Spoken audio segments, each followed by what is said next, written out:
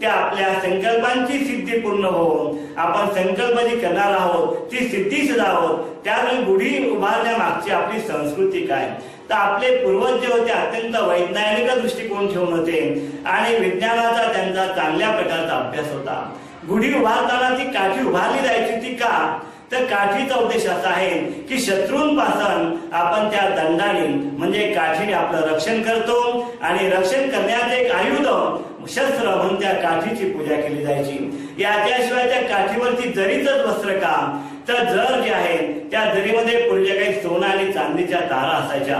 आपल्या देशाचं वैभव त्या ठिकाणी प्रकट व्हावं, आपल्या वैभवशाली देशाचं त्या ठिकाणी महत्व समजावं आणि त्याकडे ध्वजाचं प्रतीक म्हणून त्या तांब्याचा लोटा का, तर तांबा असा धातू आहे की तांब्यामुळे सर्व प्रकारची अशुद्धता निघून जाते। ताम्र पात्रातून तांब्याच्या लोटातून